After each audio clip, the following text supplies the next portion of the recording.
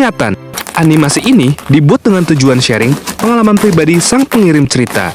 Dimohon untuk menghargai cerita tanpa menyudutkan beberapa pihak. Selamat menikmati. Duh, jadi merinding sendiri ya. Maklum, di rumah lagi sendirian nih. Oh iya, halo Sobat Mistis GPC. Kenalin, nama gue Aryo. Kali ini gue bakalan ceritain pengalaman gak masuk akal dari gue dan kelima temen gue. Tapi sebelum gue ceritain, gue harap kalian gak nonton ini sendirian ya. Kalau nonton sendirian, artinya kalian jomblo. Ya kali 2024 masih ngenes. Ciah. Oke, kita masuk ke cerita. Jadi, gue dan kelima temen gue, Ari, Tio, Esa, Bagas, sama Sigit, ini basicnya anak band. Cuma ya band ala-ala anak SMA aja gitu. Ya palingan sering nge-cover lagu-lagu band luar aja biar berasa si paling skena. Makin lu gak paham musik yang kita mainin, makin keren kita. Hehehehe. Seenggaknya itu yang kita harapkan. Kita sering banget ngumpul di studio musik sekolah. Bahkan hari libur pun kita tetap masuk buat latihan. Sampai suatu ketika, band gue dapat tawaran manggung di pensi anak SMA di luar kota. Sebut aja di kota X. Gue dan temen-temen antusias banget dong. Udah mulai kelihatan nih karirnya band gue. Fix, bentar lagi gue jadi rockstar. Akhirnya sejak kita nerima tawaran itu, kita mati-matian latihan dan siapin semua supaya nggak malu-maluin di sana. Apalagi ini jadi pengalaman manggung pertama sebagai bintang tamu. Seiring berjalannya waktu, nggak berasa udah tinggal sebulan lagi nih kita nyiapin persiapan manggung. Takut banget kalau ada kendala teknis di sana. Tapi ya bismillah aja lah ya. Kita juga sering kok nontonin band lain perform di YouTube, biar nanti pas manggung nggak kaku banget kayak Nggak. Bercanda kok. Peace bro. Nah, pas kita lagi asik nontonin band lain perform, tiba-tiba Sigit nyeletuk. Guys, daripada kita nonton dari YouTube, nggak terlalu berasa feel-nya.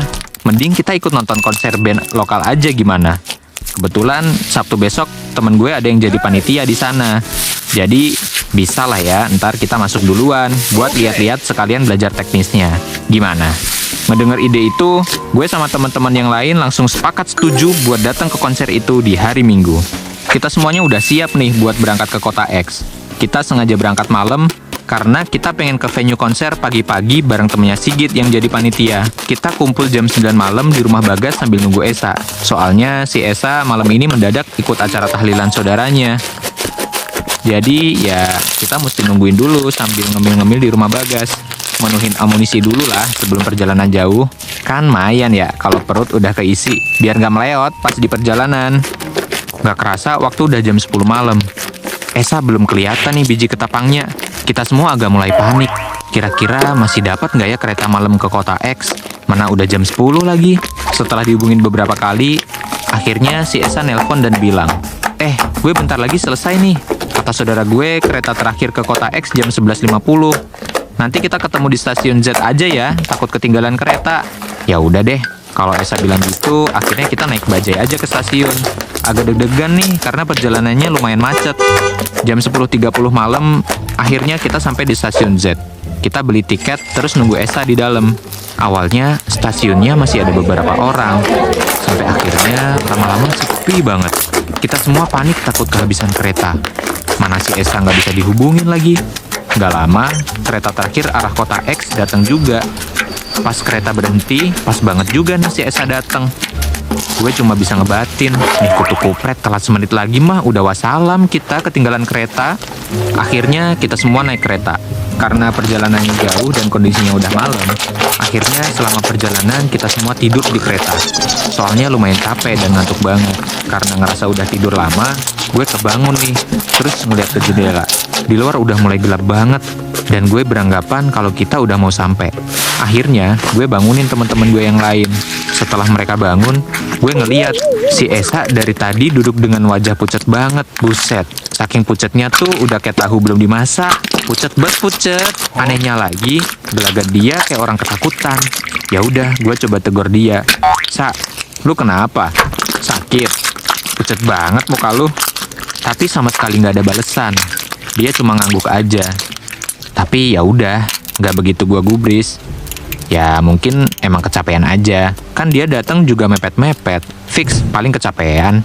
Gak lama, kereta kita sampai di stasiun Kota X, sekitar jam 1:25 dini hari. Kita semua turun dari kereta, dan kita baru sadar, ternyata yang turun dari kereta itu cuma kita doang, alias gak ada seorang pun yang ikut turun. Di tengah kebingungan, tiba-tiba kereta itu kembali berangkat. Pas kita lihat ke sekeliling stasiun, ternyata nggak ada seorang pun yang ada di sana selain kita. Pas kita lihat ke area sekitar, kayak ada yang aneh. Ternyata kita turun di stasiun Kota X, tapi dengan kondisi bangunan tua. Asli deh, ini kayak bangunan tua tahun 80-an. Kita semua mulai merinding, suasana dingin pun mulai mencekam. Kita semua ketakutan, ditambah melihat Esa yang pucet, semakin ngebuat kita kebingungan dan panik. Ini gue mimpi atau apa ya? Ngerasa aneh deh pokoknya. Kita semua berunding, dan semua paham betul kalau stasiun ini bukan tujuan kita yang sebenarnya. Kita terjebak di dunia yang berbeda. Ya, kalau kata anak wibu bau bawang mah, isekai kali ya nyebutnya. Anehnya tuh, semua HP juga mendadak nggak ada sinyal, dan nggak bisa digunain sama sekali. Akhirnya, kita coba cari cara untuk keluar dari stasiun ini. Kita berenam berpencar menjadi 3-3. Gue, Sigit sama Esa ke arah kanan, terus Ari, Bagas, dan Tio ke arah kiri. Dan kita akan ketemu di titik ini lagi. Gue, Sigit, sama Esa keliling nih, tapi kita nggak menemukan seorang pun. Kita juga nggak lihat adanya pintu keluar. Ada beberapa ruangan, tapi semua itu udah digembok pakai rantai. Tembok-temboknya juga penuh tanaman rambat. Ya, pokoknya stasiun itu udah kayak stasiun tua yang terbengkalai deh. Serem banget. Beberapa menit berkeliling, kita ngelewatin toilet. Pas banget, gue sama Sigit kebelet buang air. Akhirnya, kita berdua buang air di sana. Nah, si Esa nunggu kita di luar. Padahal gue suruh join bertigaan aja biar kagak ada yang di luar. Dianya nggak mau. Ya wes lah. Selesai gue sama Sigit buang air, tiba-tiba Esa nggak ada di tempat semula. Gazwat, nih anak kemana anjir? Gue sama Sigit mulai panik. Gue teriak manggil-manggil Esa, tapi tetap nggak ada sahutan. Esa beneran menghilang. Awas aja kalau dia sengaja ngumpet, bakal gue jitak tuh palanya.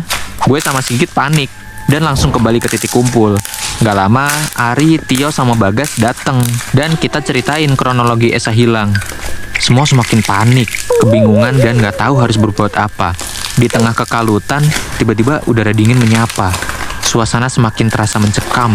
Dari arah seberang rel, tiba-tiba ada seekor kucing hitam yang memantau kita sejak tadi. Kita semua semakin ketakutan dan terus berdoa.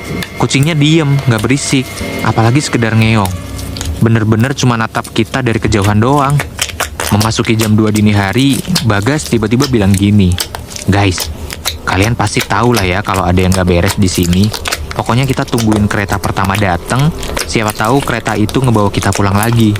Nah nanti kalau udah di sana, kita cari bantuan buat cari Esa." Kita semua setuju dengan apa yang dibilang Bagas. Tapi tiba-tiba Ari bilang, "Tapi Gas, kalau ternyata keretanya nggak nganterin kita pulang gimana?" Kita semua semakin ketakutan pas Ari bilang gitu. Make sense sih, soalnya ini aja kagak jelas kemana.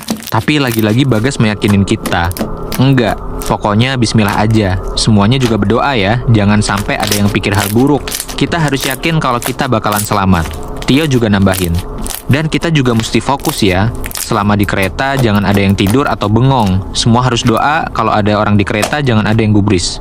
Pokoknya diem aja. Sekitar pukul 3 kita ngeliat ada kereta yang datang. Kita semua bersiap dan gak lupa terus zikir dalam hati. Semakin dekat dengan kereta, tapi kok yang datang kereta tua? Kereta yang masih pakai cerobong asap. Asli, kita semua bingung mau naik atau enggak. Karena keburu takut sama kereta tua yang datang. Ya kalau ini di Inggris mah enak, berasa Harry Potter. Lah, kita mah beda konsep bro.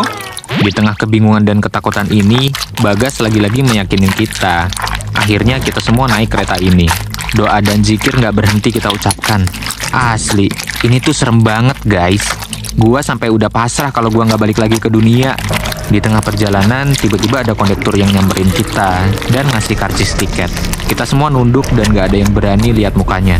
Ngelihat tangannya bener-bener warna putih pucat. Kita semua ketakutan dan gak berhenti zikir dalam hati. Setelah menempuh perjalanan yang cukup lama dan udah capek karena seharian nahan ngantuk, tanpa sadar kita semua ketiduran di kereta dan terbangun ketika ada kucing hitam yang menyenggol kaki kami satu persatu. Setelah terbangun dari tidur, gak lama kereta kita berhenti di salah satu stasiun.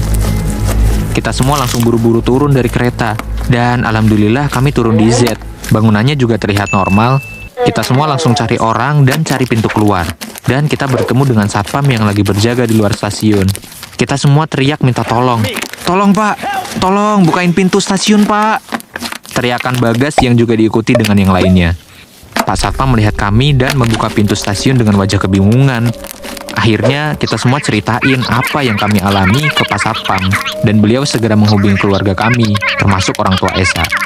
Sehabis subuh, semua orang tua kami datang ke stasiun Z sambil menangis. Kami semua berpelukan. Tapi di tengah keharuan ini, tiba-tiba kami melihat Esa di antara kami. Dan dia bilang, "Kalian kemana aja loh? Katanya nunggu kereta terakhir, tapi kalian gua tungguin di sini sampai kereta terakhir kok nggak ada. Gua sampai ke kota X sendirian. Gua cari di stasiun juga nggak ada. Seminggu berturut-turut gua cari kalian sama ayah gue, tapi kalian nggak ada. Kalian kemana aja?" Terus bapak gua juga bilang gini, "Iya loh, kalian sudah seminggu nggak ada kabar ya Allah. Tiap hari semuanya nangis sambil nyari kabar kalian." Ngedenger itu semua, gue dan yang lainnya cuma bisa diem dan masih mencerna semuanya. Jadi selama ini, yang ikut kita itu bukan Esa. Dan yang parahnya, ternyata kita udah hilang seminggu. Ya ampun, gue gak bisa berkata-kata. Gue cuma bisa bersyukur karena masih bisa hidup dan dipertemukan dengan keluarga gue. Pengalaman ajaib ini akan gue kenang sebagai cerita yang gak masuk akal yang pernah ada dalam hidup gue. Buat kalian selalu hati-hati ya. Jangan lupa doa dimanapun dan kapanpun. Karena tanggal apes gak ada di kalender guys. Gue berharap kita selalu ada dalam lindungan Tuhan. Amin, amin. Kalau kalian suka, silakan like, share, komen, dan subscribe channel Gue Punya Cerita. Bye-bye.